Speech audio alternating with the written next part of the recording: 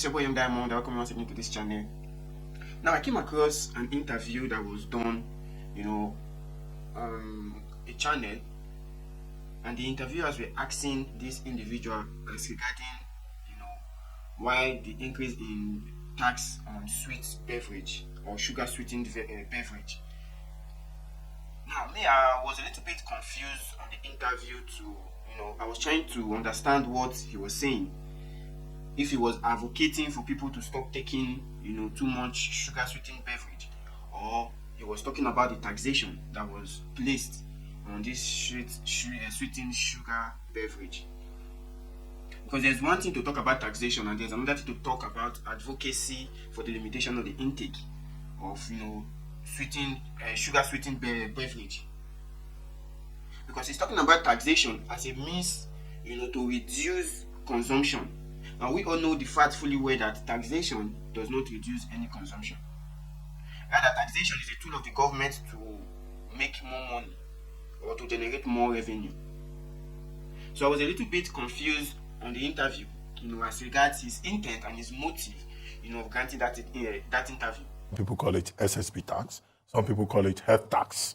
Now, this week, I think it was front page of this day, we had the vice chairman of the National Diabetes Association saying that, in fact, government should use what it gets from that excise tax, as it's also otherwise known, to treat diabetes patients.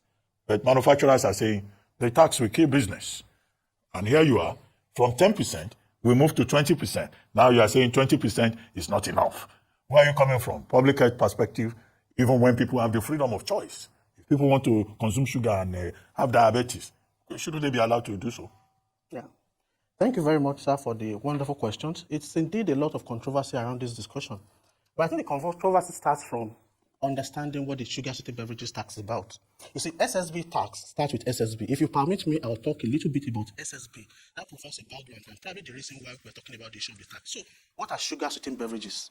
These are essentially, to make it simply, the soft drinks, the carbonated drinks, the energy drinks, sweetened water that we have. Now, what are the contents of these drinks is the first question we should ask. If you're in your home and you put a 50 cl of water and you grab about 14 cubes of sugar, put them into it, add some bit of coloring into it, you have produced many of the soft drinks that you have been sold. My point is that the sugar sweetened beverages essentially contains calories without any nutritious value.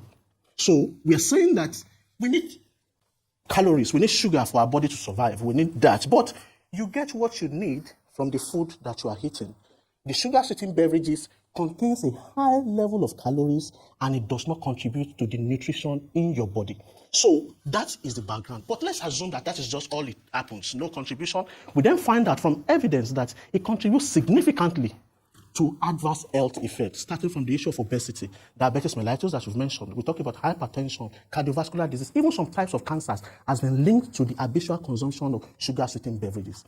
And if you're coming down to our country, Nigeria, in the last few decades, you see a significant increase in the level of consumption of these sweetened beverages. So, looking at even the industry data. Because it will shock you to understand that taxation has nothing to do with discouragement of any particular thing in question. It's only a source to generate revenue. And it was advocating, for people to stop taking these sugar sweetened beverage due to health conditions and all that. That is quite understood. But it shouldn't be pegged to taxation. It shouldn't be pegged to taxation because taxation has nothing to do with anything of discouraging anyone from indulging in anything. Series of taxes have been imposed. Okay, what about the electricity tax? Is that encouraging people to stop using electricity? I don't think so. So if they should just come out flat and straight, to the people that these are the increments to generate revenue, not to start advocating. If you are going for advocacy, you go for advocacy, not, talking about sweet sugar, sweetened beverage tax.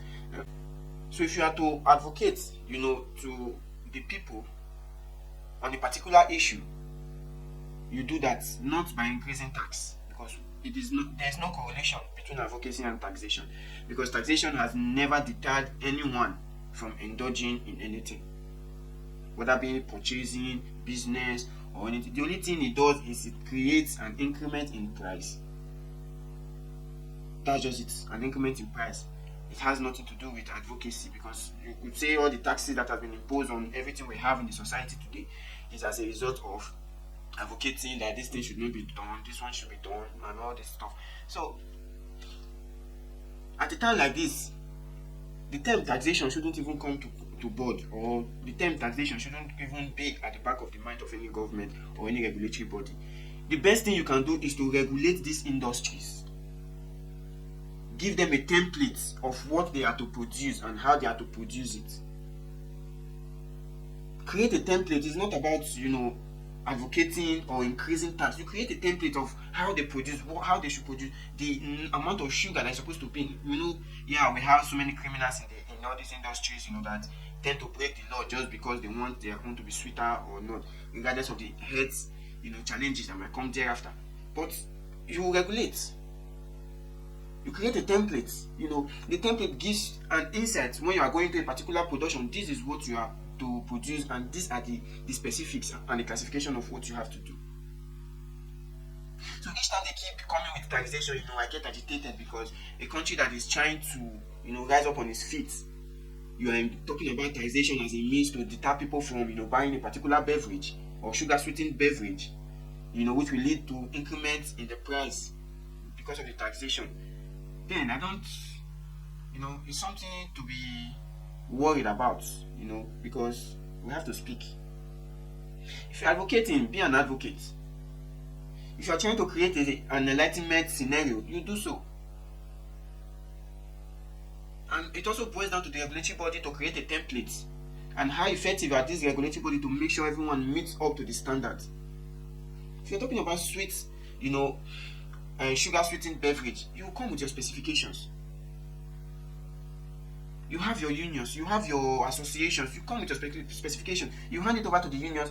They do operate the same way as the specification states. So this idea of taxation, is uncalled for, because the only way to cripple the African economy is to increase tax. Knowing fully well that the purchasing power of the people is limited, you are increasing taxes on issues. Then you are creating, agitation in the minds of people. See what happened in Kenya. It was an increment in taxation that triggered the people to come out en masse. It was taxation.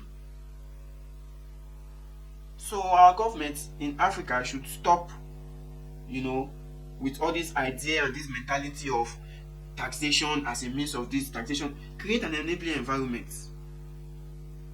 When there are more jobs, when there are more people going into business, your tax revenue increases. You don't increase tax, you create an enabling environment. The more the businesses, the more the revenue. So not the more the taxation. If peradventure there's an increment in price and people decide to boycott that particular product because the price has increased, then you are kicking people out of business. You cannot say increment does not take someone out of business.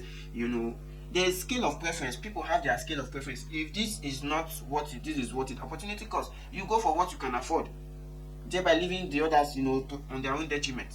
Regulate, create a template for these people to function and to act with. I'll leave you with some of the clips, to understand, to try and see if you understand what, he was saying, and try and see if there is a correlation between taxation and advocating that people should stop taking sweet or sugar sweetened beverage due to health conditions that may arise in the near future. From 2014 to what we are consuming in 2024, you can talk about almost a double in our, and this is their gimmick. One of the ways they ensure this is to make it to be very, very affordable. In fact, statistics shows that those in the very low class economy, compared to those in the high class, their level of consumption is the same. So it means that everybody literally can afford it. Is that a good thing?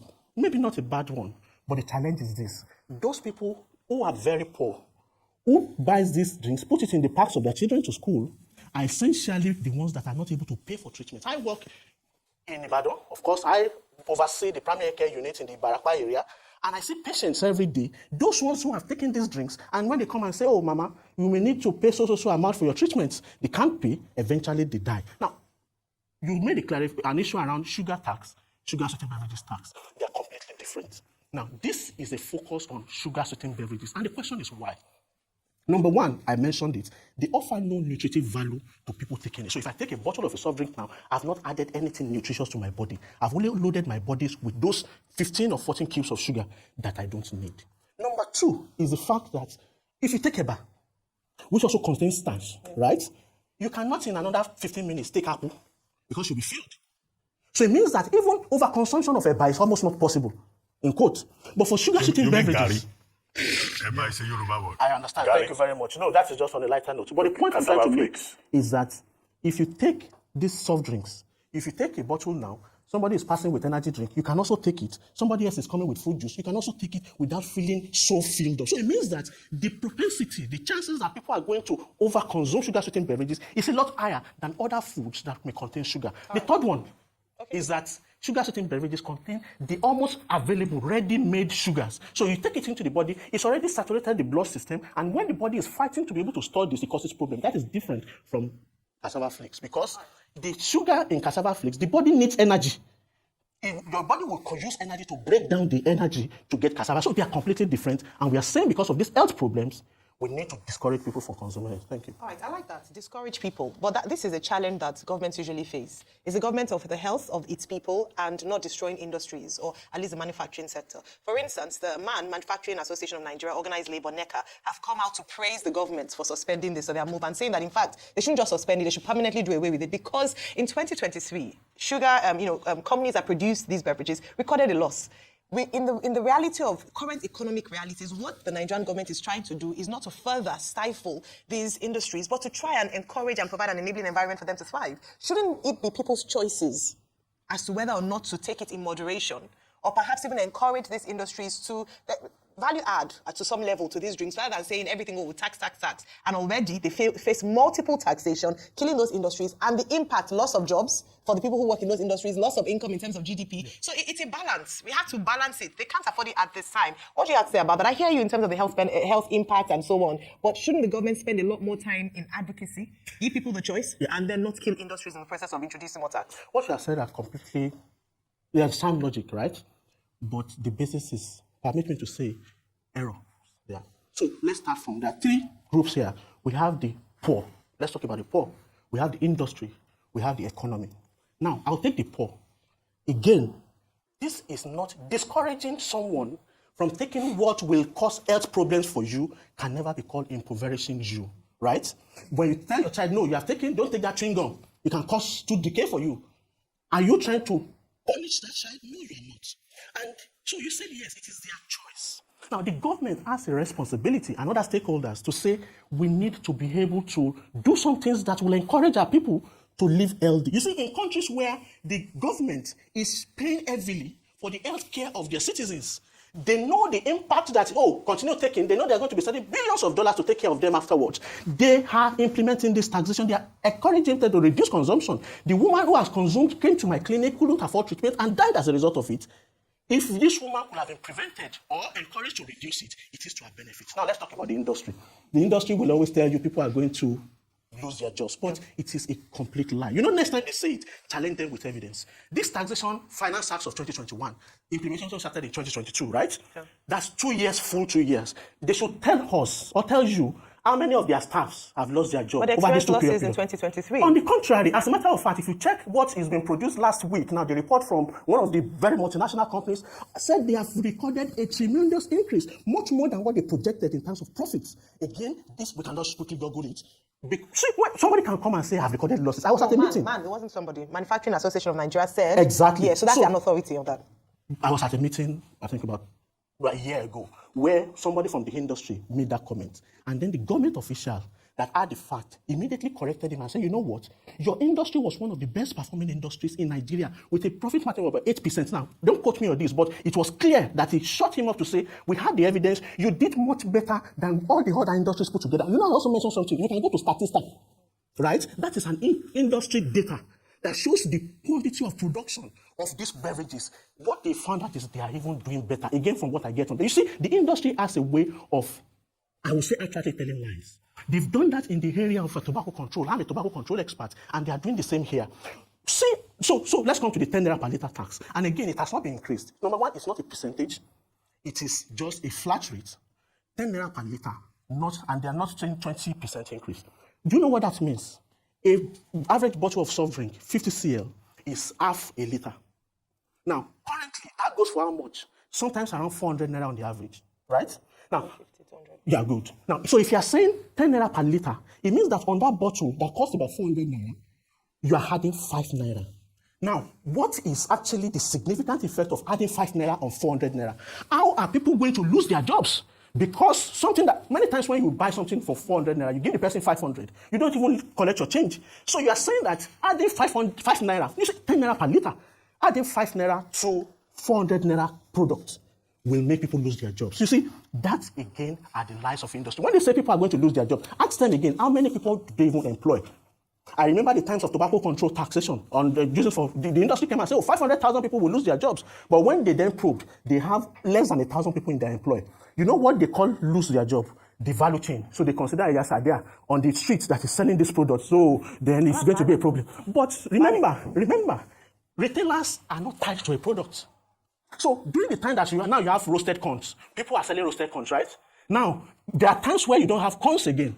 Do those people go out of business? No, they start selling what is being produced. So the argument on the basis of, people are losing their jobs at the Numa crisis. They cried the same thing in South Africa. They mentioned the same thing in the UK. They said the same thing in Mexico. In fact, I'll be surprised if they don't say it. But the government has a duty. And the duty of government is to make sure that, you see, these are non-essential products. Right, I think that's my point, just to balance out this argument here. Because what I do want to ask you is whether or not you think that this is going to be the first step, perhaps, in the government trying to ease the populace away from its relationship with sugar. Because, as Rufai has been saying, that it is a very harmful product. And I think because of the lack of regulation in this country, in this region, a lot of drink makers, manufacturers, whether they're indigenous or not, take advantage of that lack of aptitude and are pumping these products into the market. And I do appreciate what you've said, that manufacturers aren't tied to a specific product.